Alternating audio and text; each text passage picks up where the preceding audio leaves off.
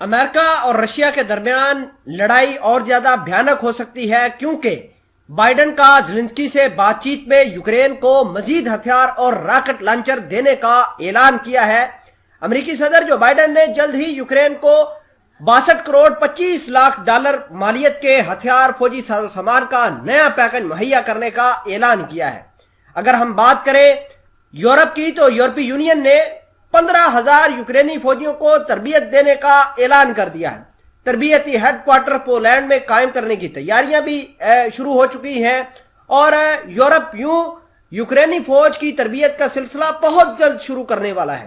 ناظرین گرامی، اس کے علاوہ امریکہ نے اعلان کیا ہے کہ یوکرین میں لڑائی جو جاری ہے، رشیا کی طرف سے ابھی تک ایٹمی ہتھیار کے استعمال کے اشارے نہیں ملے، لیکن پاسبلٹی ہو سکتی ہے کہ آئندہ آنے والے دنوں، مہینوں، ہفتوں کے اندر کسی طریقے سے رشیا جنگ کا پانسا تبدیل کرنے کے لیے اٹامک وار ہیڈز استعمال کر سکتا ہے، اور یہ لمیٹڈ وار ہیڈ استعمال ہو سکتے ہیں، ایسا کہنا ہے امریکی پینٹاگون کا۔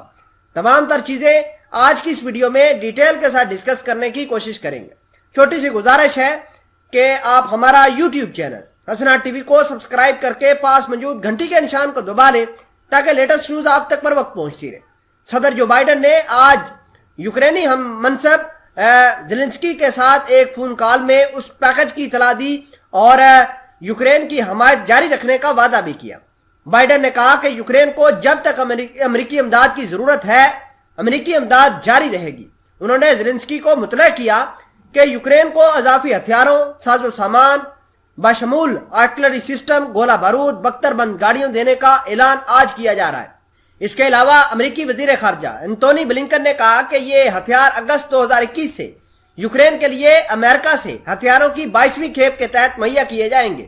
بلنکن نے مزید کہا کہ اسلحے کی تازہ ترین ترسیل سے جنوری 2021 سے اب تک یوکرین کو امریکہ کی جانب سے مہیا کی جانے والی مجموعی امداد 17.5 ارب ڈالر سے زیادہ مالیت کی ہو جائے گی۔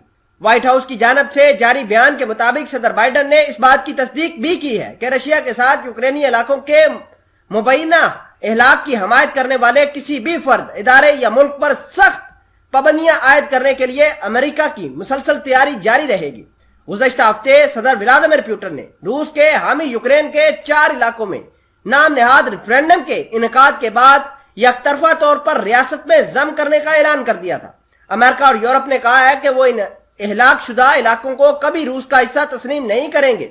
انہوں نے روسی افراد، حکام اور صدر ولادیمیر پوٹن کے اتحادیوں کے خلاف نئی پابندیوں کا اعلان کر دیا ہے۔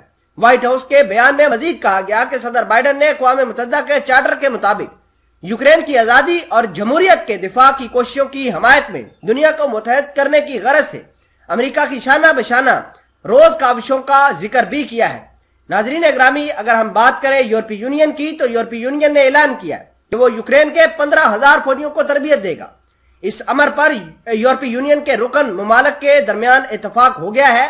یوکرینی فوج کی تربیت کا سلسلہ جلد شروع ہو جائے گا۔ یورپی یونین کے رکن ممالک کے درمیان طے پانے والے منصوبے کے مطابق تربیتی امور کے تفصیلات کو اگلے ہفتے ہونے والے اجلاس میں حتمی شکل دی جائے گی۔ ابتدائی فیصلے کے مطابق پولینڈ یورپی یونین سے وسائل کے حصول کے ساتھ تربیتی مقاصد کے لیے ایک ہیڈ کوارٹر قائم کرے گا، جبکہ بعض دیگر امور کو عملی شکل دینے کی ذمہ داری دوسرے رکن ممالک پر ہوگی۔ جرمنی کا اس تربیت کے سلسلے میں اہم کردار ہوگا، جیسا کہ چانسلر جرمن نے پہلے یہ اعلان کر رکھا ہے کہ جرمنی یوکرین فوجیوں کو تربیت فراہم کرے گا۔ اسی طرح ڈنمارک کا کہنا ہے کہ وہ برطانیہ کی زیر قیادت تربیتی پروگرام 130 فوجیوں کی تربیت کا حصہ بنے گا۔